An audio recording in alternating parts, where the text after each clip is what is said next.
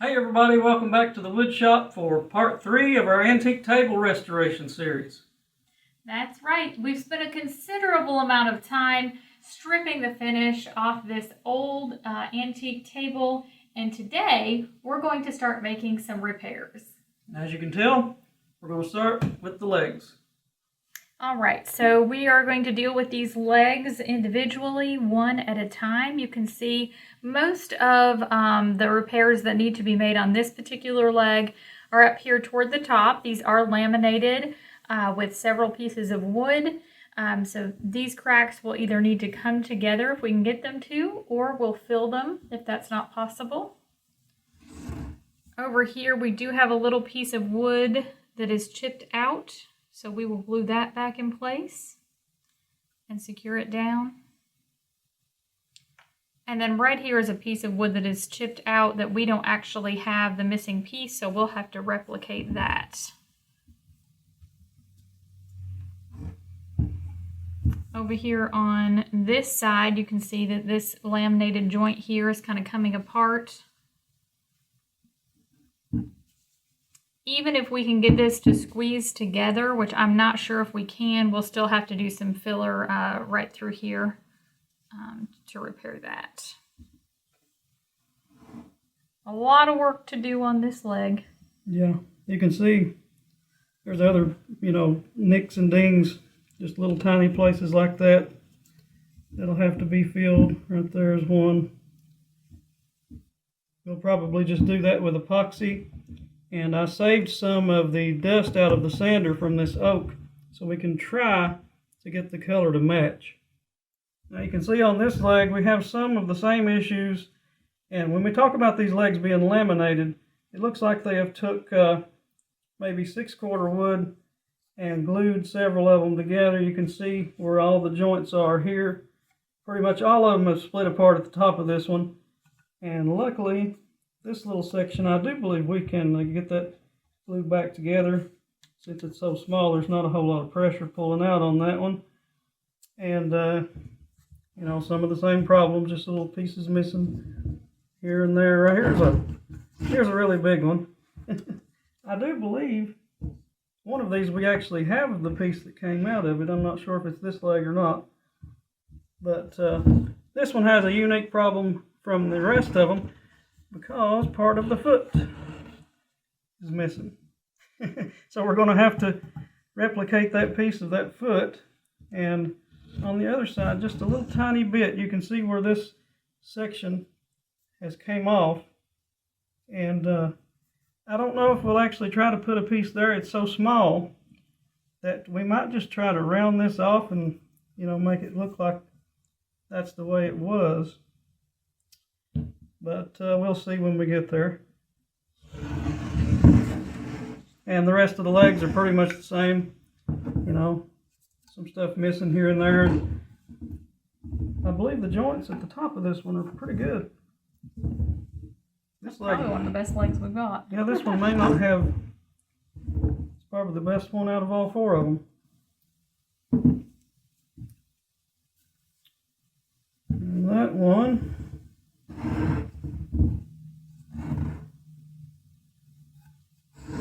See some of the joints split at the top. And another one of these big pieces of wood missing here. We'll have to replicate all them. And other than that, this one's not too bad either.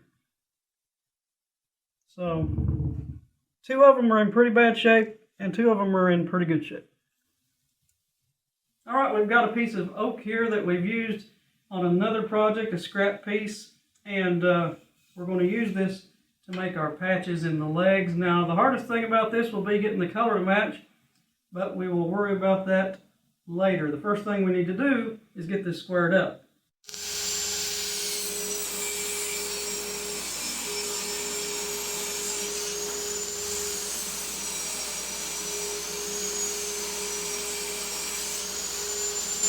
All right, to measure our inner angle here for the piece of wood that we need, we've got a couple of shims here. They were left over from another project. You never know when you're going to need scraps for something.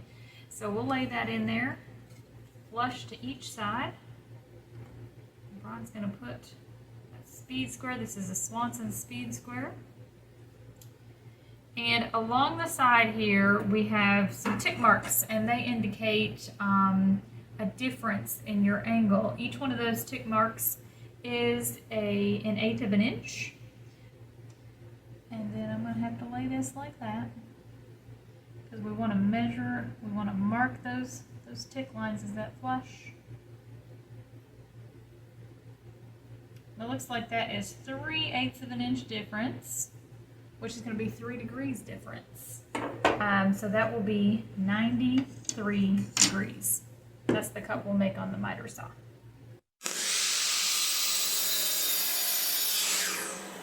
Alright, so now we went ahead and cut off all of these pieces with the proper angle they need to fit the holes in the legs. But unfortunately, the wood is not quite thick enough by itself, so we had to cut twins of each one, and we're going to have to laminate those together right quick and let them set up before we can glue them into the legs.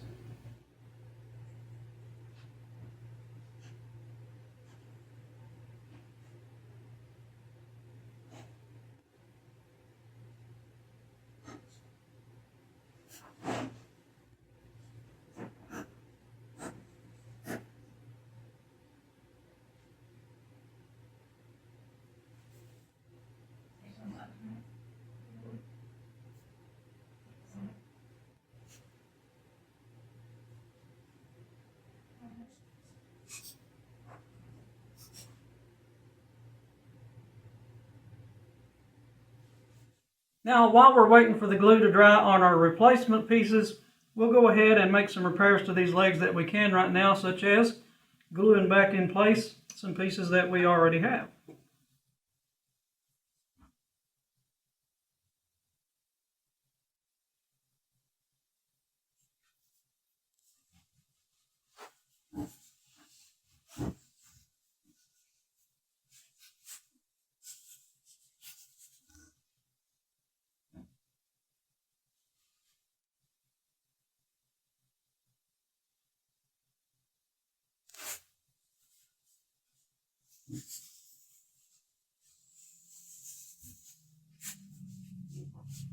Okay, the first thing we're going to do with this leg, if you can see up here at the top, the laminations have all come apart, and this one is really thin, so we should be able to get some glue behind this and clamp it together and have no problem clamping that down. It is a little cupped. If you can see that, it's smiling up this way. So we're going to have to put clamps on each side and hopefully draw it down. Since it's so thin, it should be easy to bend, and it shouldn't have much pressure to pull it back apart. Now this side over here is a little bit thicker, and it does move pretty easy because it's cracked over here too, which we'll just have to fill that with epoxy. But you can see it moves pretty easy too. So we're going to get some glue in behind these cracks and clamp this together with 2 or 3 clamps. And we've already cleaned the cracks out as good as we can get them. So here comes the fun part. I'll spread this apart while she throws some glue in there.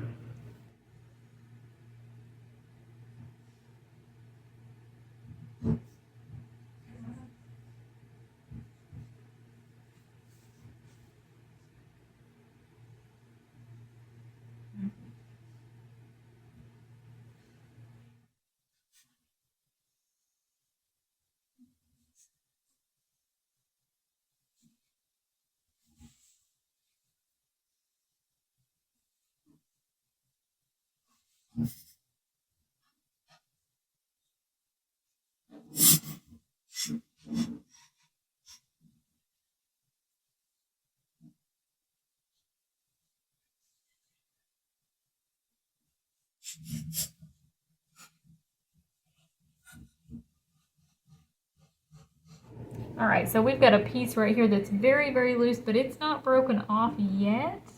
So we're just going to give it a little extra encouragement so we can glue it back nice and secure. That didn't take much, did it? Check that out.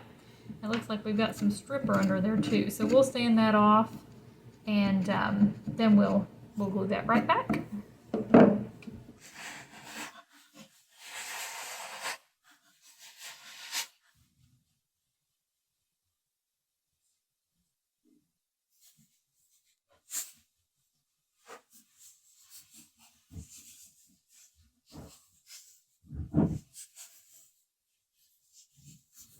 Now while all that glue is drying, we still have one leg here we've not done anything to yet. It's the one that's in best shape of all of them. So I think we'll start out by mixing up some 2-part epoxy and mix in a little bit of dust that came off of this wood. And we'll see if we can make some filler to fill in some of these cracks. There's quite a few cracks here and there in these legs. We're going to have to do a whole lot of filling on all of them. So might as well get started with this one. So before we start trying to put some filler in this crack, I'm going to tape around it to try to keep from getting it on the wood we don't want it on as much as possible.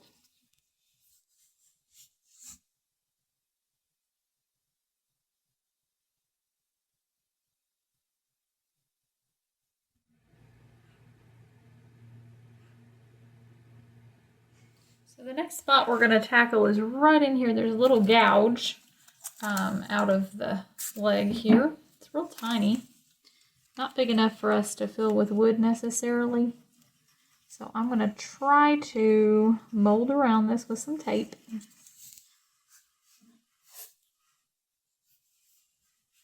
And then we've got some sawdust in our epoxy resin. And we'll just try to fill this little gap up here.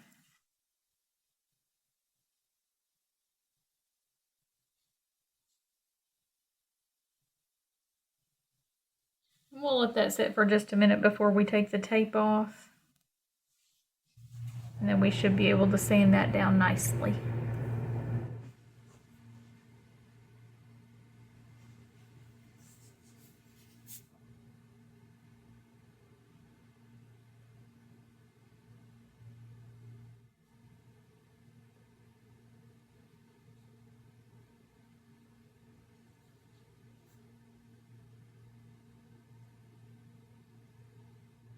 Alright, now these pieces we glued together earlier to fill these gaps with, they're out of the clamps, and we went ahead and cut them down to a more manageable size. That way there's not so much to take away on the leg itself. Right. What we had on hand was some red oak. This appears to be white oak on this table. You can't really tell because we've had a really hard time getting all that old finish off. We might have a little trouble color matching when we go to stain the table, but we're going to give it the old college try. Let's go ahead and get these glued in.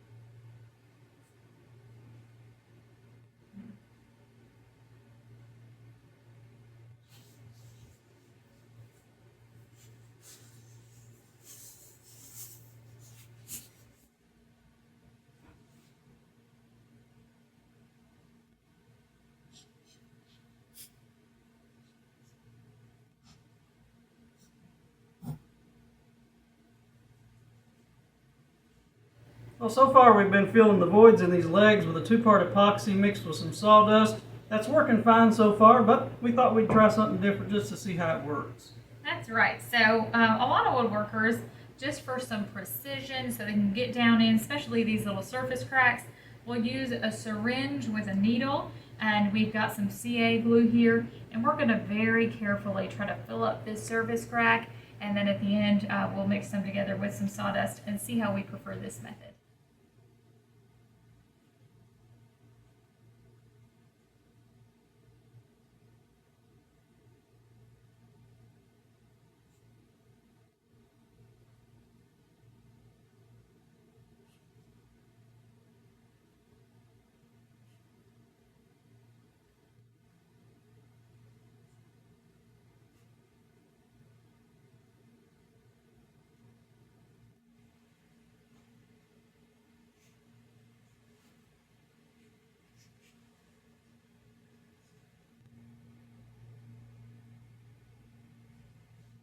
Well, even though these legs have a lot more voids to fill, we're going to switch things up for just a few minutes and try our hand at these little filler pieces of wood that we put in here. We're going to see if we can't shape those to where they'll match the profile of what they're filling. So we've got our Dremel here.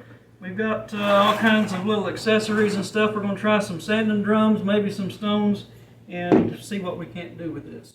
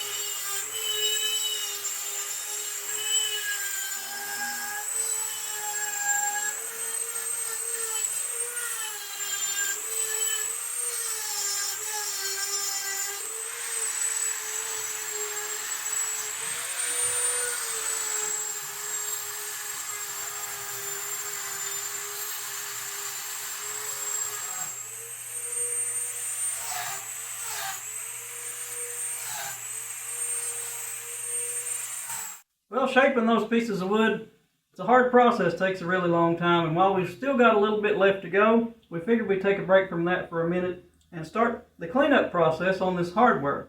That's right. We want to salvage as much of this antique hardware as we can, but it's kind of rusty, dirty for sure.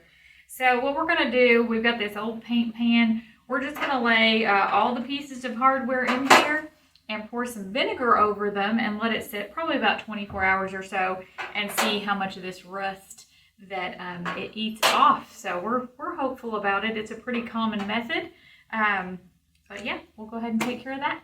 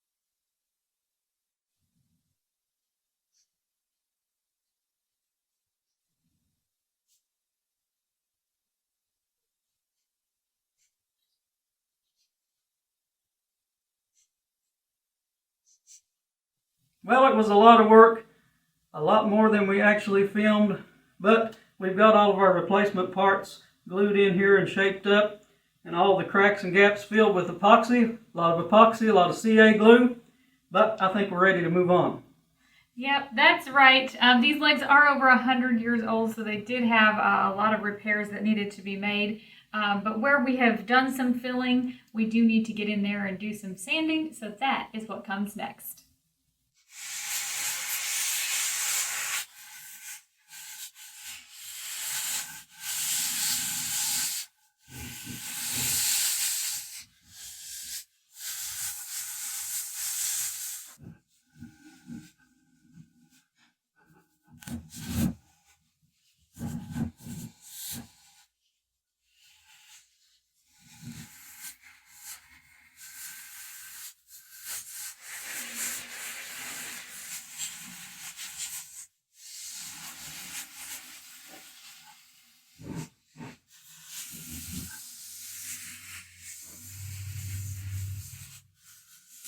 All right, now that we've done all this sanding by hand, we've got this sanding ball, and we're going to use that It's spongy, you can see, and it'll help us get over all the curves and contours on these legs.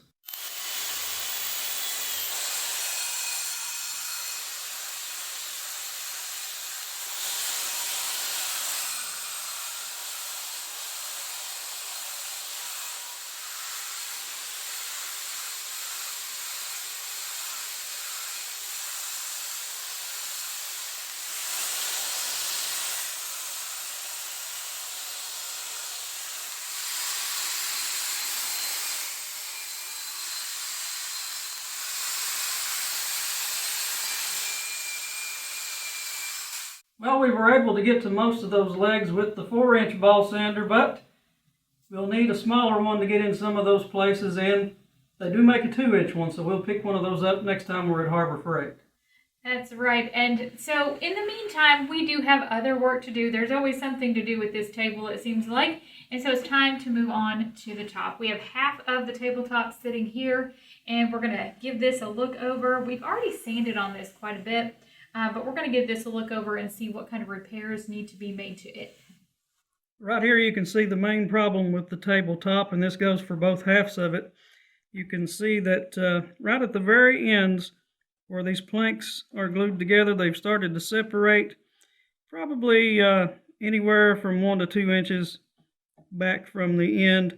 It's structurally sound, everything's good about it, except for right at the very end. I don't know if you can see it or not, but these are put together with a little tongue and groove like deal, and those joints have started to come apart just right at the very end. So all we're going to do is fill those with epoxy and dust the same way we did the legs.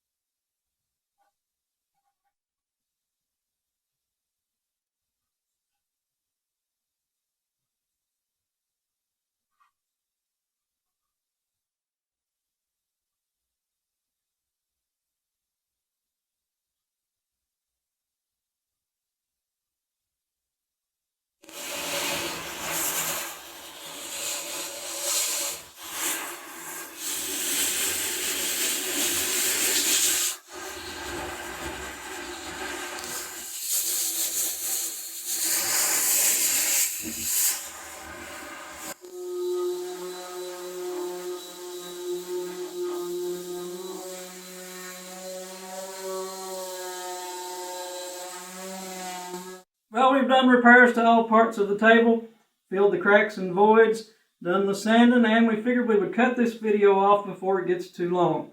That's right. This has been quite the job, as have all parts of this project, I think. But we're getting closer and closer to finishing this table restoration. In our next video, we will be finishing color matching of some of the repairs that we've made and stain all of the pieces before we put the table back together. If you like this video, make sure you give us a thumbs up, subscribe to our YouTube channel, and ring that bell to stay up to date on all of our new content. Thanks again for joining us today. As always, happy woodworking!